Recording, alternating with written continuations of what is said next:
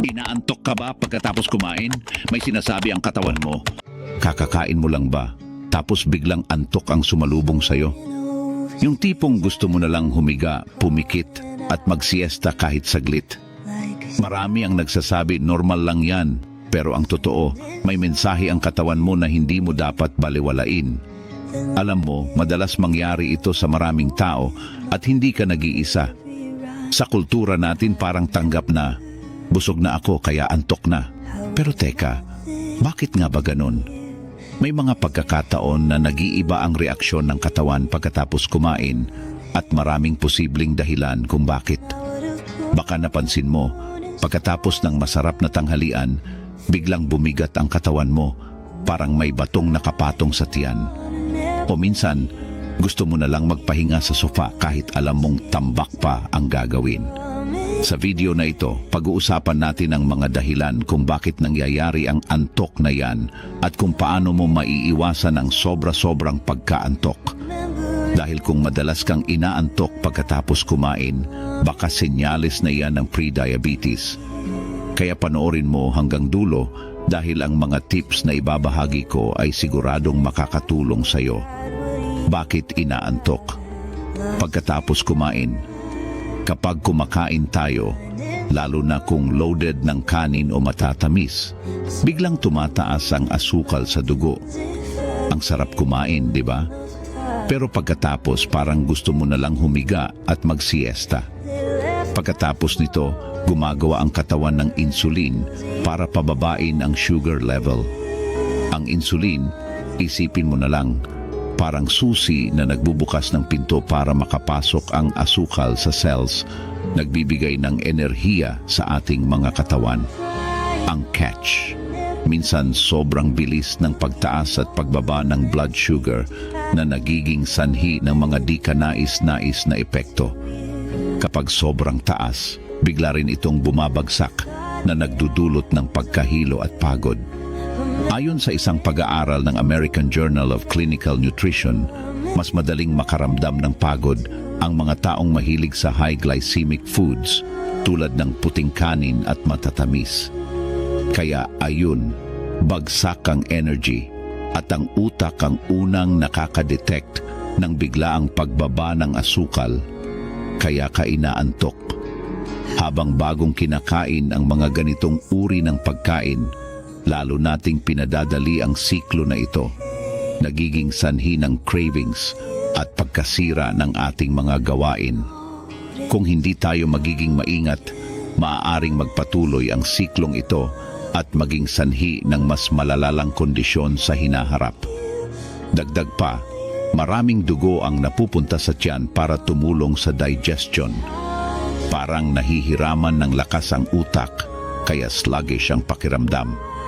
Hindi ito katamaran, reaksyon lang ng katawan. May sariling sistema ang katawan na kailangan nating maintindihan. Pero good news, may paraan para mabawasan ang antok. Kung kakain ka ng mas maraming fiber, gulay, whole grains, mas steady ang blood sugar mo. At kung gusto mo pa rin ng kanin, i-partner mo sa protina gaya ng isda o manok. Mas tatagal ang energy mo, mas alerto ka. Ngayon, alam mo na kung bakit nangyayari ang antok pagkatapos kumain. Kaya next time, piliin mo ang pagkain na makakatulong para manatili kang energized. Tandaan, natural lang ito, parte ng proseso ng katawan. Pero kung may simpleng tips na pwedeng makatulong, bakit hindi? Kaya tara, ituloy natin ang usapan at alamin kung paano maiiwasan ang pagkaantok. 5 karaniwang dahilan. Ngayon bago tayo dumiretso sa mga solusyon, pag-usapan muna natin kung bakit nga ba inaantok ang tao pagkatapos kumain. Relax lang, parang kwentuhan lang natin to sa pamilya at ipapaliwanag ko sa paraang madaling intindihin. Una, sobra sa kanin at matamis. Kapag sobrang dami ng kanin at matatamis ang nilagay mo sa plato, para kang nagsindi ng apoy sa katawan. Ang bilis ng taas ng energy, pero mabilis din ang bagsak. Parang basketball game. Todo effort ka sa umpisa, Pero maya-maya, ubos na ang lakas at gusto mo nang humiga. At yung matatamis na inumin, para silang roller coaster. Ang saya sa taas, pero biglang bagsak na draining. Kaya kung gusto mong iwas antok, bawasan ang kanin at sweets. Pangalawa, kulang sa protina at gulay. Kung puro kanin lang ang kinakain mo, walang gulay o protina, para kang nagmamaneho ng kotse na walang preno. Walang pangbalanse sa blood sugar, kaya mabilis kang magugutom ulit at madalas inaantok. Sa katagalan, ang kakulangan sa mga nutrients na ito ay maaaring magdulot ng mas malalang kondisyon sa kalusugan. Ang protina ay mahalaga upang mapanatili ang wastong paglago at pagbuo ng mga selula sa katawan, habang ang mga gulay naman ay puno ng essential vitamins at minerals na tumutulong sa ating immune system. Kailangan ng protina at gulay para steady ang energy at ma-optimize ang utak at katawan sa mga araw na puno ng aktibidad. Kaya't huwag kalimutan, dapat may gulay at protina sa bawat meal, at tandaan na ang pagkakaroon ng mas balanseng diet ay hindi lamang makabuti sa iyong kalusugan, kundi makakatulong din sa iyong pang-araw-araw na performance at overall well-being. Pangatlo, masyadong mabigat ang kainan. Nag-only rice ka ba? Alam mo yung feeling na busog tapos parang gusto mong matulog agad? Yan ang tinatawag na food coma. Kapag sobrang bigat ng kinain, lahat ng energy ng katawan mo napupunta sa tiyan para mag-digest. Kaya natural lang na antukin. Isang tip, mas okay ang konti pero madalas na pagkain kaysa isang bagsakan na sobrang bigat. Pang-apat, posibleng insulin resistance o pre-diabetes.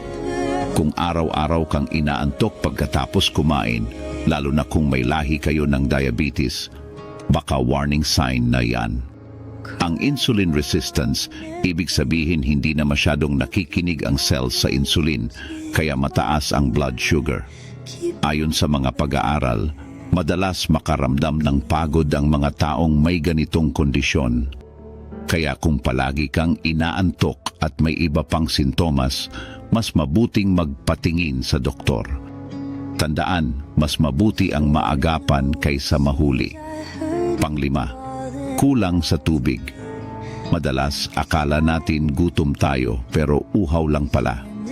Ang ating katawan ay mayroong mahusay na sistema na nag-uutos sa atin kung ano ang kakailanganin nito, ngunit madalas nating hindi ito nauunawaan.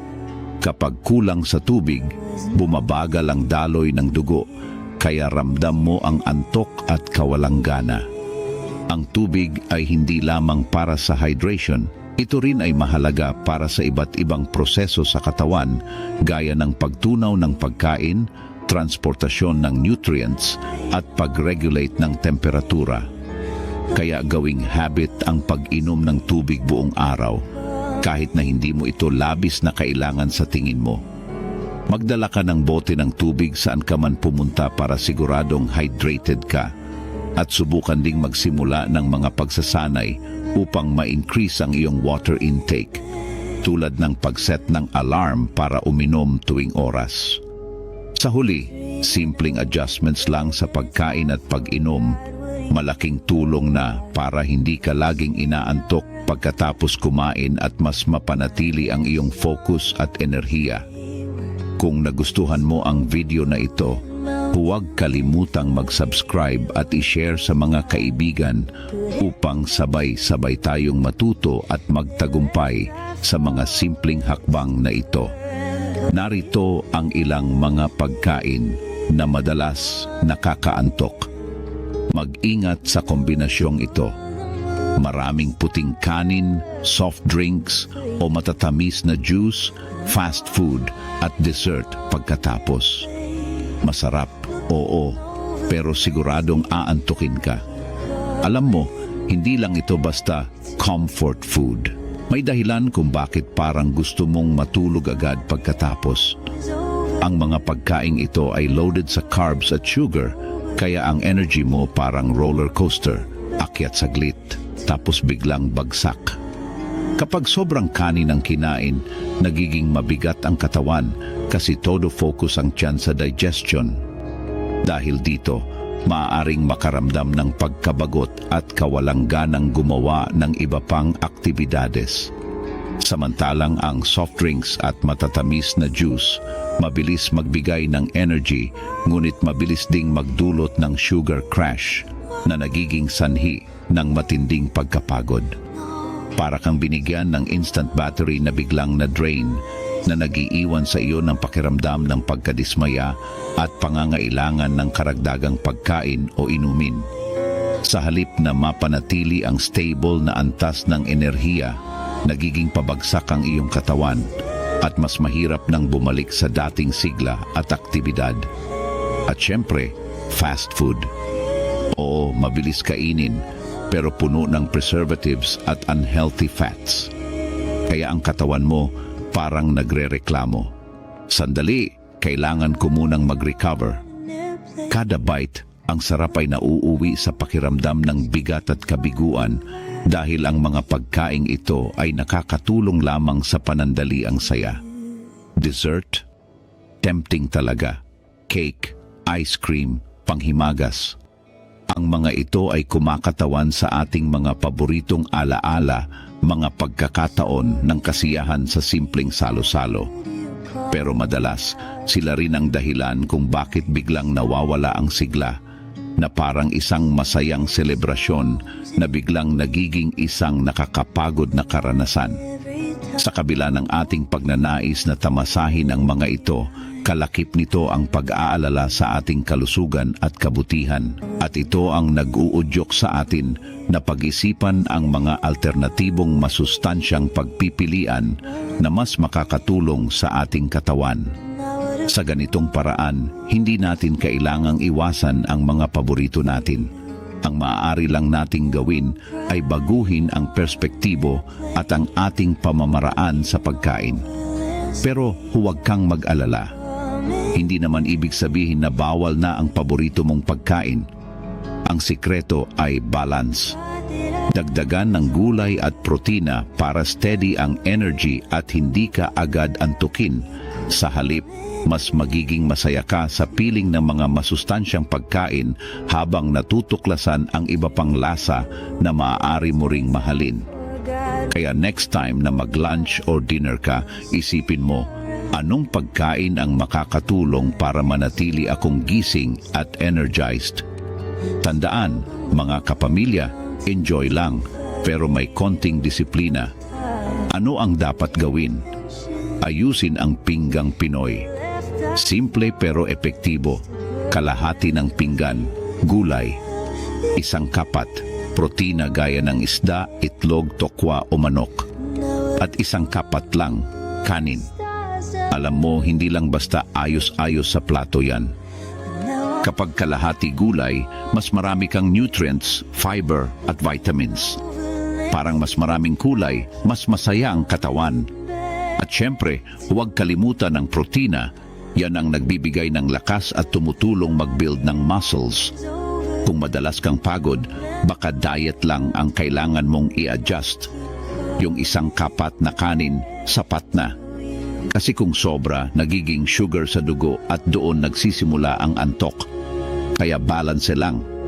Kumain ng dahan-dahan. Kapag minadali ang pagkain, mabilis ding tumataas ang blood sugar. Kaya chill lang, nguyain mabuti, at bigyang pansin ang bawat kagat. May kasabihan nga, the slower, the better. Mas nai-enjoy mo ang lasa at mas nakakatulong pa sa digestion. Sa bawat dahan-dahang pagnguya, nararamdaman mo ang iba't ibang lasa at texture ng pagkain na nagiging mas rewarding sa iyong mga sensory experience. Subukan mong ilapag muna ang kutsara sa mesa sa bawat subo. Mas masarap, mas mindful, at ito rin ay nagiging pagkakataon na pahalagahan ang bawat sandali ng iyong pagkain. Isipin din ang mga benepisyo ng pagkain ng mabagal. Hindi lamang ito maganda sa iyong katawan, kundi nagbibigay din ng pagkakataon upang makipag-usap sa mga kasama, mag-relax, at talaan ang mga bagay na dapat ipagpasalamat. Uminom ng sapat na tubig. Isang baso bago kumain, isa pagkatapos. Malaking tulong yan. Ang tubig, hindi lang pang-hydrate, kundi pang-support din sa digestion. Para bang kaibigan na laging nandyan para tulungan ka. Sa bawat lagok, sinisiguro nitong maayos ang iyong metabolismo at pinapalakas ang iyong katawan. Napakahalaga ng tubig sa ating pang-araw-araw na buhay. Ito ay nagbibigay ng enerhiya at tumutulong upang mapanatili ang tamang temperatura ng katawan. Kaya't huwag kalimutang uminom ng sapat na tubig kahit sa mga simpleng gawain. Bawat baso ay hakbang patungo sa mas malusog na pamumuhay. Maglakad ng konti pagkatapos kumain, kahit 5 hanggang 10 minuto lang. Hindi kailangan ng gym, simpleng lakad lang. Kapag naglalakad, parang sinasabi ng katawan, tara, tulungan natin ang tiyan mag-digest.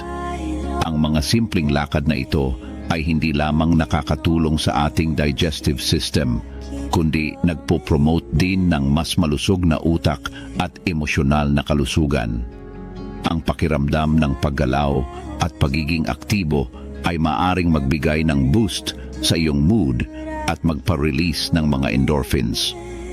Bonus pa, fresh air at bonding time kasama pamilya o kaibigan dahil ang paglalakad ng sama-sama ay nagbibigay ng pagkakataon na makipag-usap at magbahagi ng mga kwento habang unti-unti mong pinapaganda ang iyong pisikal na kalagayan. Sa mga ganitong paraan, nagiging mas masaya at mas kapaki-pakinabang ang simpleng paglakad pagkatapos kumain. Sa susunod na kumain ka, itry mo ang mga tips na ito. Baka magulat ka, mas energized ka at hindi ka agad antukin. Tandaan, kalusugan ay kayamanan, alagaan natin yan. Kailan dapat magpa-check? Kung palagi kang inaantok pagkatapos kumain, kahit hindi naman marami ang kinain mo, baka may dapat tayong tingnan. Hindi lang ito simpleng epekto ng pagkain. Minsan, senyales na ito ng ibang kondisyon sa katawan. Kung may kasamang hilo, sobrang uhaw, o pamamanhid ng kamay at paa, huwag mo nang ipagwalang bahala. Mga sintomas yan na nagsasabing kailangan ng mas malalim na pagsusuri, sapagkat maaaring ito ay senyales ng mas seryosong kondisyon na dapat tugunan. Ang ganitong mga senyales ay hindi basta-basta at maaaring magpahiwatig ng problema sa iyong kalusugan, kaya mahalaga na huwag ipagsawalang bahala ang mga ito. At kung may history kayo ng diabetes o metabolic conditions sa pamilya, mas lalo na. Ang pagkakaroon ng predisposisyon sa mga ganitong sakit ay nagpapataas ng panganib at maaaring magresulta sa mas malalalang komplikasyon kung hindi ito mabibigyan ng pansin. Baka ito na ang paraan ng katawan mo para magbigay ng warning sign, kaya naman dapat ay magsagawa ka ng hakbang para suriin ang iyong kalagayan at kumonsulta sa isang eksperto upang matiyak ang iyong kalusugan. Tandaan, mas maaga, mas mabuti. Kapag nagpa-check tayo ng maaga, mas marami tayong options para sa tamang solusyon. Hindi na kailangang hintayin pang lumala bago kumilos. Isipin mo na lang, parang pag-check ng sasakyan, mas mainam na tingnan agad bago pa masira. Kaya kung may kakaiba kang nararamdaman, lalo na pagkatapos kumain, huwag mag-atubiling magpa-check. Ang kalusugan ay kayamanan, kaya alagaan natin ito. Basta't nandito kami para samahan ka sa health journey mo. Huwag mag-alinlangan, magpa-check na. Uulitin ko, ang madalas na antok pagkatapos kumain, hindi dapat binabalewala. Isa yan ay signal ng katawan mo na maaring nagmumungkahi ng iba't ibang issue mula sa maling pagkain hanggang sa kakulangan ng tulog. Parang alarm na nagsasabi, "Uy, may kailangan kang baguhin." Isipin mo ito bilang isang pagkakataon upang muling suriin ang iyong mga gawi sa pagkain at pamumuhay.